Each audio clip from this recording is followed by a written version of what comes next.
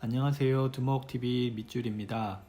이번에 소개해드리는 책은 퓰리처상 수상 작가인 앤 타일러의 재능을 유감없이 발휘한 신작 소설로 희망과 자기 발견, 또 다른 기회에 관한 이야기를 담고 있는 클락 댄스입니다. 우선 책을 좀 살펴보면 핑크빛 표지에 아기자기한 일러스트가 그려져 있고 금박으로 제목이 빛나고 있습니다. 따뜻한 소설임을 직감하게 만드는데요.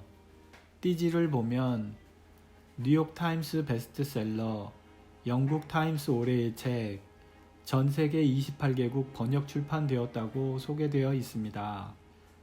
또한 앞서 소개해드린 것처럼 퓰리처상 수상작가 앤 타일러의 재능을 유감없이 발휘한 신작 소설이라고 강조하고 있습니다. 책 뒷표지를 보면 찬사에 가까운 호평이 빼곡히 자리 잡고 있습니다. 어서 읽어보고 싶은 호기심을 유발합니다. 책은 장편소설답게 두께 보이시나요? 360페이지 정도로 얇지 않습니다. 웬만큼 흡입력이 있지 않으면 끝을 보기 쉽지 않죠. 하지만 제가 읽어본 바에 의하면 걱정 안 하셔도 됩니다. 한번 잡으면 놓기 힘든 소설이었습니다. 자, 그럼 이제 저의 리뷰로 넘어가 보겠습니다. 클락 댄스, 저자 앤 타일러, 역자 장선아, 출판 미래지향입니다. 매우 쓸쓸한 분위기의 노래라서 머릿속으로 떠올리기만 해도 마음이 아팠다. 그렇지만 달콤하고 묵직하고 음미할 수 있는 아픔이었다. 24쪽. 문장은 11살 아이가 느낄 수 있는 최대치의 감정일 거라는 생각이 들었다. 왔다 갔다 널뛰는 엄마의 감정만큼 윌라의 감정은 깊숙이 침잠했으리라. 그렇게 10대의 윌라를 읽으면서 머릿속이 복잡해졌다. 그리고 윌라는 21살이 됐다. 흡입력 있게 몰아치던 윌라의 인생이 갑자기 혼란스러워졌다. 왜? 왜 1997이지? 윌라의 30대, 그러니까 1987은 어쩌고? 결국 학교를 채 졸업하지도 않은 상태에서 대리과 진짜 결혼이라도 한 걸까? 앞날이 창창한 전액 장학생의 신분을 버리고? 그렇지 않길 바라며 조바심이 났다. 이 책은 엄마에게 보호받지 못한 아이들의 정서를 윌라와 일레인의 어린 시절, 동시에 윌라의 아들들 션과 이안이 겪어야 했던 마음의 상처로 보여주는 듯하다. 어쩌면 지지고 볶고하면서도 가장 가까워야 할 가족 관계가 황량한 사막의 건조한 만큼이나 메말라지면서 바스러질 것 같았다. 읽는 내내 윌라의 가족은 위태로웠고 소설은 시도 때도 없이 널뛰는 감정으로 사람들을 불안하게 만들었던 엄마처럼 살지 않기 위해 감정의 균형 위에서 애쓰는 윌라의 삶을 이야기한다. 난 하루를 각각의 개별적인 순간들로 쪼개기 시작했단다. 아빠가 말했다. 앞으로 더 이상 기대할 건 아무것도 없었거든. 그래도 한편으로는 여전히 내가 감사히 여길 수 있는 순간들이 존재했지. 예를 들면 아침에 일어나서 첫 커피를 마실 때, 작업실에서 뭔가 근사한 걸 만들고 있을 때, 텔레비전에서 야구 경기를 볼 때처럼 말이다. 윌라는 아빠의 말을 곰곰이 생각했다. 하지만 윌라가 말했다. 아빠가 기다렸다. 하지만 그걸로 충분해요? 윌라가 아빠에게 물었다. 108쪽.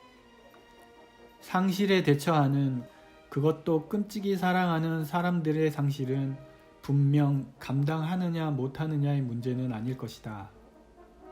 윌라가 대릭을 잃은 상실에서 힘겨워하는 것 말고는 할 수 있는 것이 없어 헤맬 때, 엄마를 잃었다는 일은 그저 버텨야 하는 일이었다고 고백하는 아빠의 말은 경험이 없는 내게도 깊은 침잠으로 다가선다. 시간들을 순간들로 쪼개고 나서야 숨을 쉴 수 있다니. 그건 시간이 멈춰버린 것과 무엇이 다를까? 여기 사는 우리들 모두가 혼자 사는 것 같아요. 236쪽. 솔직히 61가 된 윌라의 행동이 이해되지 않았다. 오지 라퍼도 이 정도면 환자가 아닐까 싶을 정도였는데 이 문장을 맞닥뜨린 순간 멈칫했다. 우린 가족과 이웃들에 쌓여 있어도 결국 외로운 존재가 아닐까 싶었다. 그러자 윌라가 그래야만 했었던 건 자신의 외로움 때문이었을지 모른다는 생각이 들어 조금은 이해가 됐다. 왜? 그냥 바라기만 해요? 왜? 우유부단하게 망설이기만 하세요? 왜 모든 일에 정면으로 나서지 않고 한 걸음 옆으로 물러서 있는 거예요? 드니지의 말이 맞았다. 윌라도 익히 알고 있었다. 윌라는 말없이 자기가 그린 지도를 내려다 보았다. 혹시 션이 여기 오면 내가 기분 나쁠까봐 그러는지도 모르겠네요. 드니지가 덧붙였다. 252쪽. 어쩌면 윌라는 오래전, 그러니까 엄마에게 마음을 숨기고 이쁨을 받기 위해 애써야 했던 그때부터 사람과의 관계에서 점점 위축되었던 건 아닐까 싶었다.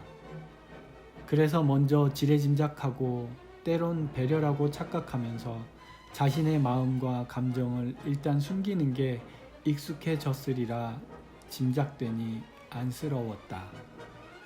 여러 생각이 드는 소설이다.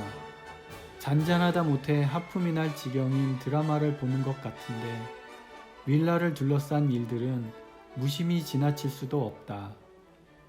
션이나 이안의 무심함이 괘씸하지만 또 나름 그들은 그들대로 유년 시절의 아픔이 있고 피터 역시 역할이 구분된 선을 넘지 않으려 애쓰는 것 같고 그렇다고 의지할 곳이 필요한 드니즈나 셰일도 딱히 그녀의 인생에 이렇다 할 활력소라고 보기에도 어렵다.